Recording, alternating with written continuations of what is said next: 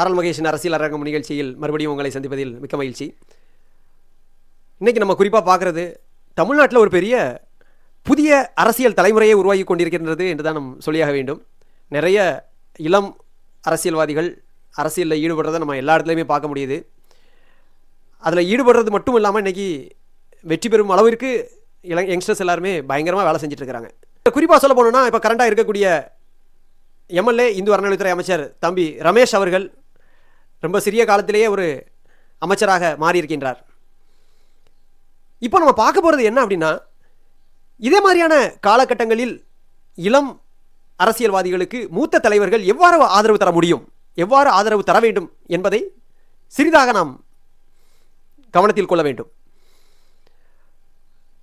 குறிப்பாக இளைஞர்கள் ஏன் அரசியலுக்கு வர வேண்டும், அவங்க வந்தாங்கன்னா நமக்கு என்ன அட்வான்டேஜஸ் இருக்குது அப்படிங்கிறத நம்ம மெயினாக பார்க்கணும். இப்போ இருக்கக்கூடிய யங்ஸ்டர்ஸ் கரண்டாக இருக்கக்கூடிய டெக்னாலஜி லெவலாக இருந்தாலும் சரி, அவங்கள்ட்ட இருக்கக்கூடிய எனர்ஜி லெவலாக இருந்தாலும் சரி, மூத்த தலைவர்களை காட்டிலும் கொஞ்சம் அதிகமாகவே இருக்கும். இப்படி இருக்கக்கூடிய காலகட்டங்களில் மூத்த தலைவர்களுடைய அனுபவத்தையும் இளம் தலைவர்களுடைய எனர்ஜி மற்றும் டெக்னாலஜி எல்லாம் பார்த்தீங்கன்னா சேர்ந்து வரும்போது அதுக்கு கிடைக்கக்கூடிய ரிசல்ட் மக்களுக்கு கரெக்டான நேரத்தில் போய் சேரும் அப்படின்னு நம்புகிறோம். இந்த இளம் அரசியல்வாதிகளை எப்படி ஊக்கப்படுத்துறது, அவங்களுக்கு என்ன மாதிரியான தேவைகள் இருக்குது அப்படிங்கிற பார்க்கறதுக்கான ஒரு சின்ன வீடியோ தான் இந்த வீடியோ. நிறைய பேர் அரசியலுக்குள்ளே வரலாம், அந்த அரசியலுக்கு உள்ள வரும்போது அதை எப்படி மக்களுக்கான ஒரு பணியாக மாற்ற முடியும் அப்படிங்கிறத நம்ம பார்க்குறோம். இதில் மெயினாக ஃபஸ்ட்டு பாயிண்டாக சொல்கிறது, நல்ல ஒரு வழிகாட்டுதல் இருக்க வேண்டும். மூத்த தலைவர்களுக்கு நிறைய அனுபவங்கள் இருக்கும். அந்த அனுபவங்களை சரியான நேரத்தில் சரியான இடத்தில் சரியான தோணியில் இளைஞர்களுக்கு நம்ம கொடுத்தோம் அப்படின்னா அதனுடைய ரிசல்ட் சூப்பர். அடுத்தபடியாக இந்த வாய்ப்புகள் எவ்வாறு இந்த இளைஞர்களுக்கு கொடுக்க வேண்டும், இளம் அரசியல்வாதிகளுக்கு கொடுக்க வேண்டும்.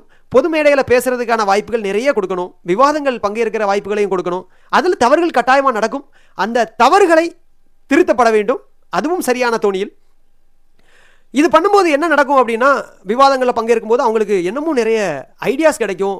இதே மாதிரியான ஒரு பிரச்சனைகள் வருமா, இதே மாதிரியான ஒரு கேள்விகள் வருமா, இந்த கேள்விகள் வரும்போது எப்படி நம்ம அதுக்கான தீர்வை காண முடியுங்கிறத கட்டாயமாக யோசிப்பாங்க. இந்த யோசித்து அதுக்கான எனர்ஜியை கொடுக்கும்போது அதனுடைய அவுட்புட்டும் ரொம்ப அழகாக இருக்கும் அப்படின்னு தான் நம்புகிறோம்.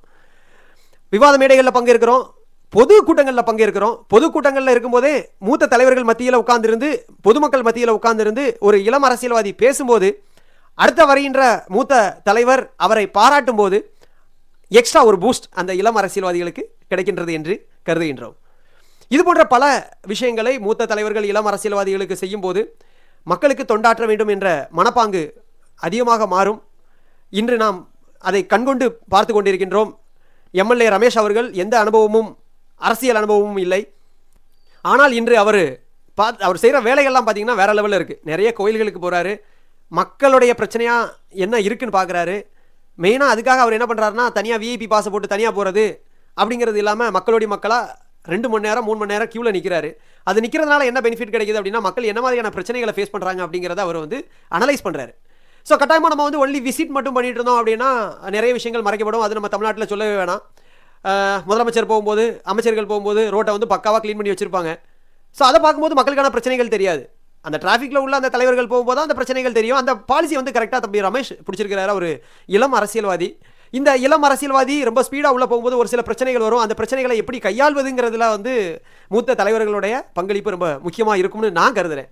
ஸோ இது போன்று பல இளம் அரசியல்வாதிகள் உள்ள நம்ம நாட்டுக்கு நிறைய நல்லது செய்யணும்னு நினைக்கிறாங்க. இதில் மூத்த தலைவர்களுடைய பங்களிப்பு அது ஒரு ஈகோ ப்ராப்ளமாக இல்லாமல், என்னடா நிறைய யங்ஸ்டர்ஸ் எல்லாம் உள்ளே வந்துட்டாங்க, ஸோ இவங்கெல்லாம் ரீல்ஸ் போட்டு ஆட்சி பிடிச்சிட்டு இருக்கிறாங்க, இறங்குங்கடா உள்ள ரீல்ஸுக்குள்ளே அப்படின்னு ஒரு பாலிசிக்குள்ளே இல்லாமல், இந்த தலைவர்கள் என்ன மாதிரியான டெக்னாலஜியை யூஸ் பண்ணுறாங்க, அந்த டெக்னாலஜியை வச்சு நம்ம நாட்டுக்கு என்னது நல்லா செய்ய முடியும் அப்படிங்கிறத பார்த்தாங்கன்னா இதை விட ரொம்ப சூப்பராக இருக்கும். ஸோ இது போன்று பல கட்சிகளில் இப்போதைக்கு வேலைப்பாடுகள் நடந்து கொண்டு இருக்கின்றது. இந்த இளம் அரசியல்வாதிகள் நிறைய உள்ள வந்துட்டு இருக்காங்க. இது எந்த அளவுக்கு நாட்டுக்கு நல்லதை கொடுக்கும், இதில் மூத்த தலைவர்களுடைய பங்கு என்னவா இருக்க முடியும் அப்படிங்கிற உங்களுடைய கருத்துக்களை ஷேர் பண்ணுங்கள். இதை பற்றி நம்ம அடுத்த வீடியோவில் கண்டினியூஸாக இளம் அரசியல்வாதிகளை பற்றி நம்ம பேச இருக்கிறோம். உங்களுடைய கருத்துக்கள் வரவேற்கப்படுகின்றது. அதுதான் நம்மளுடைய அடுத்த கட்ட முயற்சிக்கும் நல்ல உறுதுணையாக இருக்கும்னு நானும் நம்புகிறேன். உங்களுடைய ஆதரவுக்காக ஆரல் மகேஷ். நன்றி, வணக்கம்.